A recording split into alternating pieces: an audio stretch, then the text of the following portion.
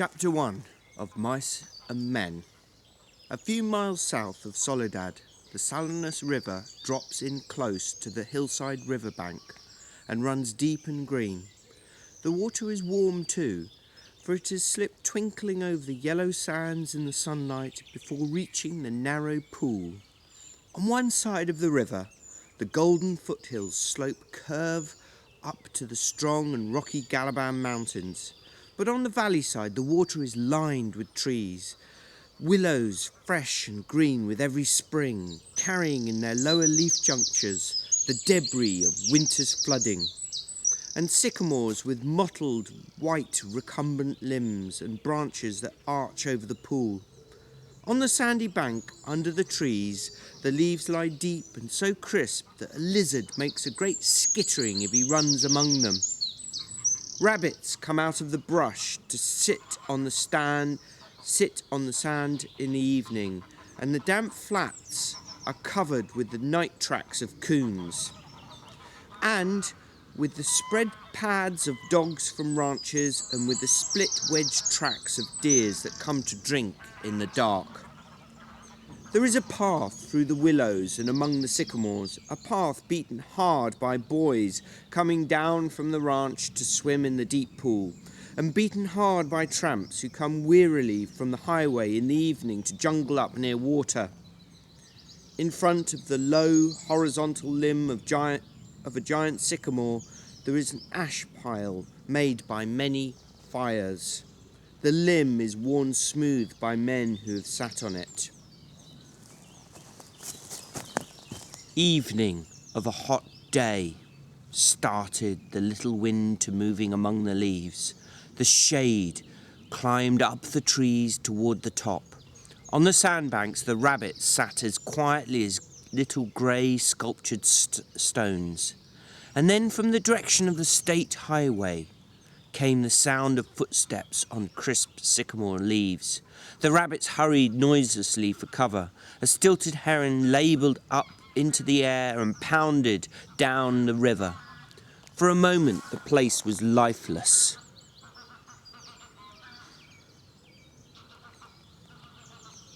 And then two men emerged from the path and came into the opening by the green pool. They had walked in single file down the path, and even in the open, one stayed behind the other. Both were dressed in denim trousers and denim coats with brass buttons. Both wore black, shapeless hats, and both carried tight blanket rolls slung over their shoulders. The first man was small and quick, dark of face, with restless eyes and sharp, strong features. Every part of him was defined.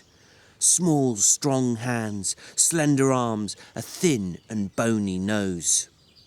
Behind him walked his opposite, a huge man, shapeless of face, with large pale eyes and with sloping shoulders. And he walked heavily, dragging his feet a little, the way a bear drags his paws. His arms did not swing at his sides, but hung loosely. The first man stopped short in the clearing, and the follower nearly ran over him. He took off his hat and wiped the sweatband with his forefinger and snapped the moisture off. His huge companion dropped his blankets and flung himself down and drank from the surface of the green pool. Drank with long gulps, snorting into the water like a horse. The small man stepped nervously beside him. "Lennie," he said sharply. "Lennie, for God's sake, don't drink so much." Lennie continued to snort into the pool. The small man leaned over and shook him by the shoulder. "Lennie, you're going to be sick like you was last night." Lennie dipped his whole head under, hat and all, and then he sat up on the bank and his hat dripped down his blue coat and ran down his back. "That's good," he said. "You drink some, George. You take a good big drink." He smiled happily. George unslung his bindle and dropped it gently on the bank. "I ain't sure it's good water," he said. "It looks kind of scummy." Lennie dabbled his big paw in the water and wiggled his fingers so the water arose in little splashes. Rings widened across the pool to the other side and came back again. Lennie watched them go. "Look, George, Look what I've done. George knelt beside the pool and drank from his hand with quick scoops. Tastes all right, he admitted. Don't really seem to be running, though. You ought never to drink water when it ain't running, Lennie, he said, hopelessly. You'd drink out of a gutter if you was thirsty. He threw a scoop of water into his face and rubbed it about with his hand under his chin and around the back of his neck. Then he replaced his hand, pushed himself back from the river, drew up his knees and embraced them. Lennie, who'd been watching, imitated George exactly. He pushed himself back, drew up his knees, embraced them, looked over to George to see whether he had it just right. He pulled his hat down a little more over his eyes, the way George's hat was. George stared morosely into the water. At the water. The rims of his eyes were red with sun glare. He said angrily, "We could just as well row clear to the ranch if that bastard bus driver knew what he was talking about. Just a little stretch down the highway," he says. "Just a little stretch. Goddamn near 4 miles, that's what it was. Didn't want to stop at the ranch gate, that's what. Too goddamn lazy to pull up. Wonder he isn't too damn good to stop at Soledad at all. Kicks us out and says, just a little stretch down the road. I was bet it was more than 4 miles. Damn hot day." Lennie looked timidly over to George. Over to him. "George?" "Yeah, what do you want?" "Where are we going, George?" The little man jerked down the brim of his hat and scowled over at Lennie. "So you forgot that already, did you? I got to tell you again, do I? Jesus Christ, you're a crazy bastard." "I forgot," Lennie said softly. I tried not to forget. Honest to God, I did, George." Okay, I'll tell you again. I ain't got nothing to do. Might as well just spend all my time telling you things and then you forget them and then I tell you again. "Tried and tried," said Lennie, "but it didn't do no good. I remember about the rabbits, George." "The hell with the rabbits. That's all you ever can remember is them rabbits. Okay, now, you listen, and this time you got to remember so we don't get in no trouble. You remember sitting in that gutter in Howard Street and watching that blackboard?" Lennie's face broke into a delighted smile. "Why, sure, George, I remember that, but what do we do then?" "I remember some girls come by and you say... "The hell with what I says. You remember us going to Murray and Reddy's and they give us work cards and bus tickets?" "Oh, sure, George. I remember that now." His hands went quickly into his side pockets. He said gently, "George, I ain't got mine. I must have lost it." He looked down at the ground in despair. "You never had none, you crazy bastard. I got both of them here. Think I'd let you carry your own work card?" Lennie grinned with relief. I thought I put it in my side pocket." His hand went into the pocket again. George looked sharply at him. "What do you take out of that pocket?" "Ain't a thing in my pocket," Lennie said cleverly. "I know there ain't. You got it in your hand. What do you got in your hand, hiding it?" "I ain't got nothing, George. Honest." "Come on, give it here." Lennie held his closed hand away from George's direction. "It's only a mouse, George." "A mouse? A live mouse?" Just a dead mouse, George. I didn't kill it. Honest, I found it. I found it dead." "Give it here," said George. Oh, leave me have it, George." "Give it here." Lennie's closed hand slowly obeyed. George took the mouse and threw it across the pool to the other side among the brush. "What do you want of a dead mouse anyways?"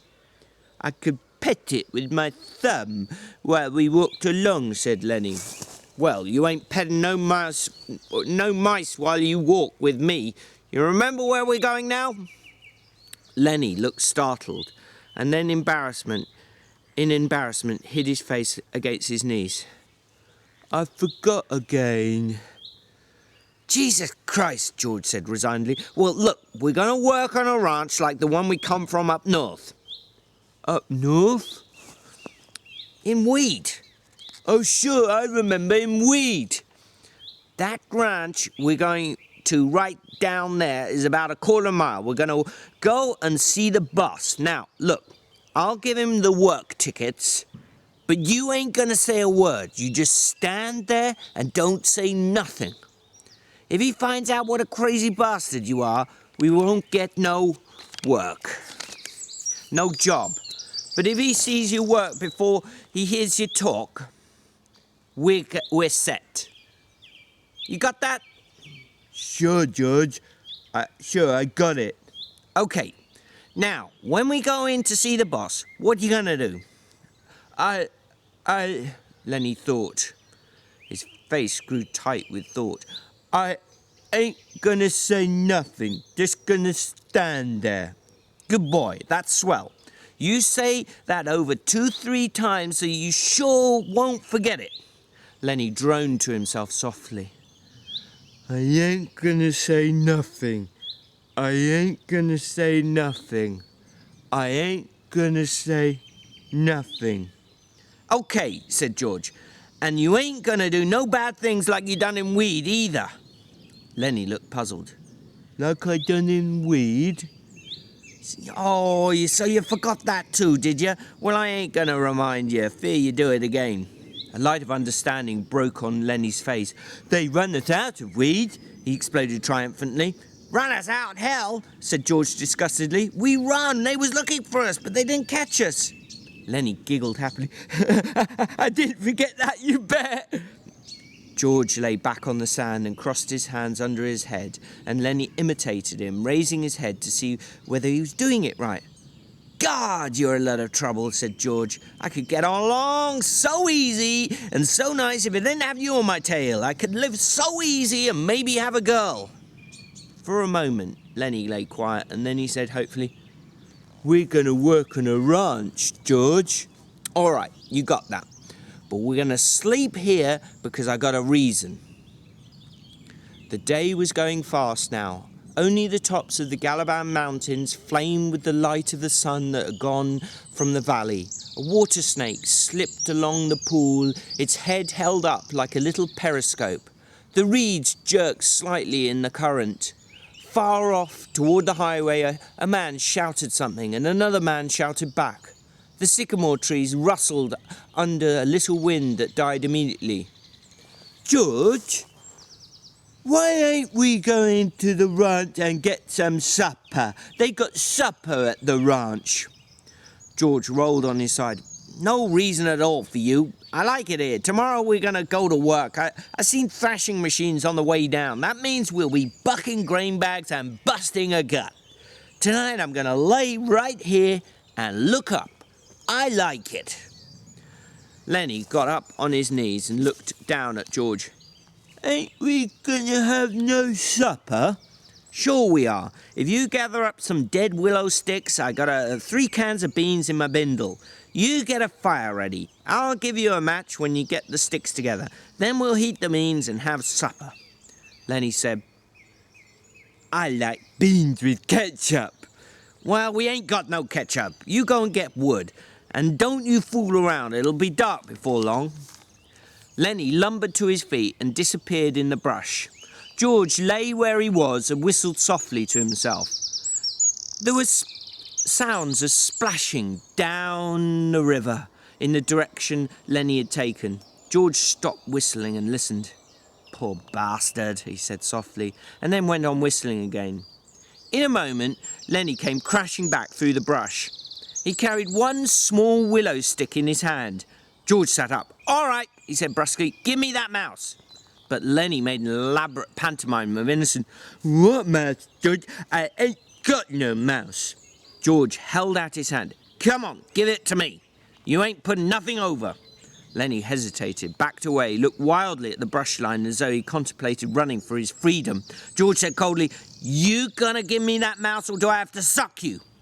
Give you what, George? You got no goddamn well what. I want that mouse. Lennie reluctantly reached into his pocket. His voice broke a little. I don't know why I can't keep it. It ain't nobody's mouse. I didn't steal it. I found it lying right here beside the road. George's hand remained outstretched imperiously. Slowly, like a terrier who doesn't want to bring a ball to its master, Lennie approached, drew back, approached again. George snapped his fingers sharply, and at the sound, Lennie laid the mouse in his hand. I wasn't doing nothing bad with it, George, just stroking it. George stood up and threw the mouse as far as he could into the darkening brush, and then stepped to the pool and washed his hands. You crazy fool! Don't you think I could see your feet was wet where you went across the river to get at it? He heard Lennie's whimpering cry and wheeled about, blubbering like a baby. Jesus Christ, a big guy like you! Lennie's lip quivered and tears started in his eyes. Oh, Lennie! George put his hand on Lennie's shoulder. I ain't taking it for just meanness. That mouse ain't fresh, Lennie. And besides, you broke it petting it. You get another mouse that's fresh and I'll let you keep it a while. Lennie sat down on the ground and hung his head dejectedly. I don't know where there is no other mouse. I remember a lady used to give them to me every one she got. But that lady ain't here. George scoffed. Lady, huh? You don't even remember who that lady was. That was your own Aunt Clara, and she stopped giving them to you. You always killed them. Lennie looked sadly up at him. They were so little, he said apologetically. I'd pet them, and pretty soon they bit my fingers, and they pinched their heads a little, and then they was dead. Because they were so little. I wish we'd get the rabbits pretty soon, George. They ain't so little. The hell with the rabbits! And you ain't gonna be trusted with no live mice. Your Aunt Clara'd give you a rubber mouse and you wouldn't have nothing to do with it. It wasn't no good to pet, said Lennie. The flame of the sunset lifted from the mountain tops and dusk came into the valley, and a half-darkness came in among the willows and sycamores. A big carp rose to the surface of the pool, gulped air, and then sank mysteriously into the dark water again, leaving widening rings on the water. Overhead, the leaves whisked again, and little puffs of willow cotton blew down and landed on the pool's surface.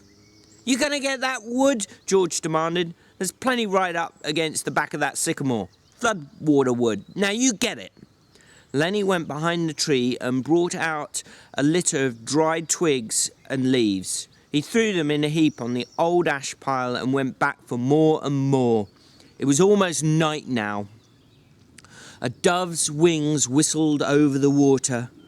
George walked to the fire pile and lighted the dry leaves. The flames cracked up among the twigs and fell to work. George undid his bindle and brought out 3 cans of beans. He stood them about the fire, close in against the blaze, but not quite touching the flame. There's enough beans for 4 men, George said. Lennie watched him from over the fire. He said patiently, I like them with ketchup. Well, we ain't got any, George exploded. Whatever we ain't got, that's what you want. God almighty, if I was alone, I could live so easy. I could get a job and work and no trouble, no mess at all. And when the end of the month come, I could take my $50 and go into town and get whatever I want. Why, I could stay in a cat house all night. I could eat any place I wanted, hotel or any place, and order any damn thing I could think of. And I could do all that every damn month. Get a gallon of whiskey, or sit in a pool room and play cards and or shoot pool. Lennie knelt and looked over the fire at the angry George, and Lennie's face was drawn with terror. And what I got, George went on furiously, I got you. You can't keep a job and you lose me every job I get. Just keep me shoving all around the country all the time. And that ain't the worst. You get in trouble. You do bad things and I gotta get you out. His voice rose to a nearly shout. You crazy son of a bitch. You keep me in the hot water all the time. He took on the elaborate manner of little girls when they're mimicking one another. Just wanna feel that girl's dress. Just wanna pet it like it was a mouse. Well, how the hell does she know you just want to feel her dress? She jerks back and you hold on like it was a mouse. She yells and we got to hide in an irrigation ditch all day with guys looking for us, and we got to sneak into the dark and get out of the country. All the time, something like that. All the time. I wish I could put you in a cage with about 1 million mice and let you have fun. His anger left him suddenly. He looked across the fire at Lennie's anguished face, and then he looked ashamedly at the flames. It was quite dark now, but the fire lighted the trunks of the trees and the curving branches overhead. Lennie crawled slowly and cautiously around the fire until he was close to George. He sat back on his heels. George turned the bean cans so that another side of it faced the fire. He pretended to be unaware of Lennie, so close beside him. "George?" Very softly, no answer. "George?" "What do you want?" "I was only fooling, George. I don't want no ketchup. I wouldn't eat no ketchup if it was right here beside me." "If it was here, you could have some." "But I wouldn't eat none, George. I'd leave it all for you. You could cover your beans with it, and I wouldn't touch none of it." George still stared morosely at the fire. "When I think of the swell time I could have without you, I go nuts. I never get no peace." Lennie still knelt. He looked off into the darkness across the river. "George, you want I should go away and leave you alone?" "Where the hell could you go?" "Well, I could go off in the hills. There, someplace find a cave." "Yeah? How do you eat? You ain't got sense enough to find nothing to eat." "I'd find things, George. I don't need no nice food with ketchup.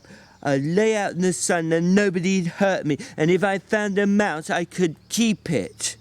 Nobody'd take it away from me." George looked quickly and searchingly at him. "I'd be mean, ain't I?" "If you don't want me, I can go off in the hills and find a cave. I can go away any time." "No, look, I was just fooling, Lennie. 'Cause I want you to stay with me. Trouble with mice is you always kill 'em." He paused. "I tell you what I'll do, Lennie. First chance I get, I'll give you a pup. Maybe you wouldn't kill it. That would be better than mice, and you could pet it harder." Lennie avoided the bait. He'd sensed an advantage. "If you don't want me, you only just got to say so, and I'll go off in the hills right there, right up in those hills, and live by myself, and I won't get no mice stole from me." George said, "I want you to stay with me, Lennie. Jesus Christ, somebody'd shoot you for a coyote if you was by yourself. No, you stay with me. Your Aunt Clara wouldn't like you running off by yourself, even if she is dead." Lennie spoke craftily. "Tell me, like you done before. Tell you what, about the rabbits." George snapped. "You ain't gonna put nothing over on me." Lennie pleaded. "Come on, George, tell me, please, George, like you done before. You get a kick out of that, don't you?" "All right, I'll tell you, and then we'll eat our supper." George's voice became deeper. He repeated his words rhythmically as though he'd said them many times before. "Guys like us that work on ranches are the loneliest guys in the world. They got no family. They don't belong no place.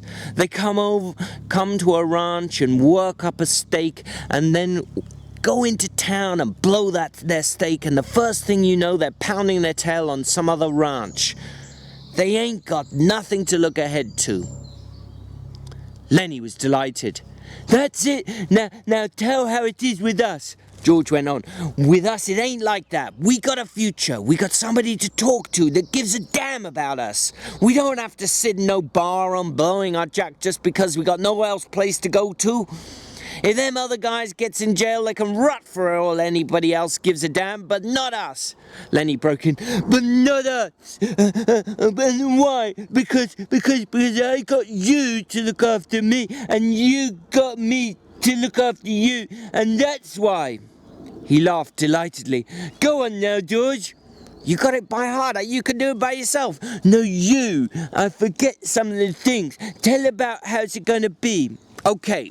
Someday we're going to get the jack together And we're gonna have a little house and a couple of acres and a cow and some pigs and live the fat of the land," Lennie shouted, and have rabbits. Go on, George. Tell about how we're gonna have in the garden, and about the rabbits in the cages, and about the rain in the winter, and the stove, and how thick the cream is on the milk, like you can hardly cut it. Tell about that, George. Why didn't you do it yourself? You know all of it. No, you tell it. It ain't the same if I tell it. Go on, George. How I get to tend the rabbits. "Well," said George, "we'll have a big vegetable patch and a rabbit hutch and chickens.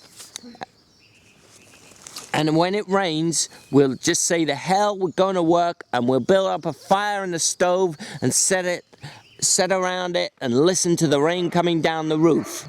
Nuts. He took out his pocket knife. "I ain't got time for no more." He drew his knife through the top of one of the bean cans and sawed the top and passed the can to Lennie. Then he opened a second can. From his side pocket, he brought out 2 spoons and passed one of them to Lennie. They sat by the fire and filled their mouths with beans and chewed mightily. A few beans slipped out the side of Lennie's mouth. George gestured with his spoon. "What are you going to say tomorrow when the boss asks you questions?" Lennie stopped chewing and swallowed. His face was concentrated.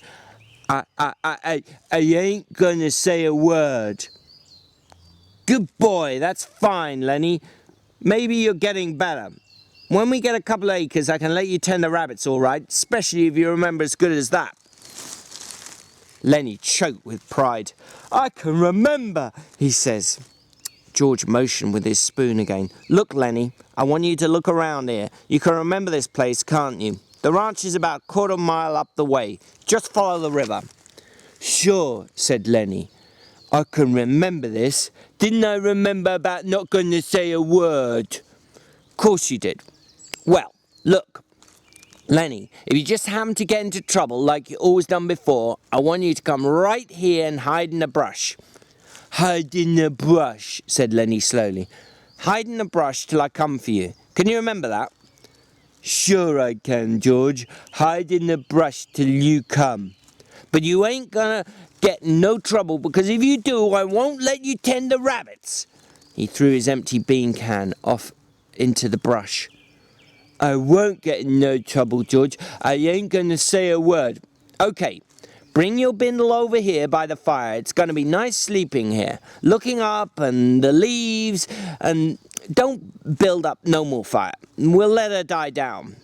They made their beds on the sand, and as the blaze dropped from the fire, the sphere of light grew smaller. The curling branches disappeared, and only a faint glimmer showed where the tree trunks were. From the darkness, Lennie called, "George, you asleep?" "No, what do you want?" "Let's have different colour rabbits, George." "Sure we will," George said sleepily. "Red and blue and green rabbits, Lennie, millions of them." "Furry ones, George, like I seen in the fair in Sacramento." "Sure, furry ones." "'Cause I can just as well go away, George, and live in a cave." "You could just as well go to hell," said George. "Shut up now." The red light dimmed on the coals. Up the mountain from the river, a coyote yammered, and a dog answered from the other side of a stream. The sycamore leaves whispered in the little night breeze.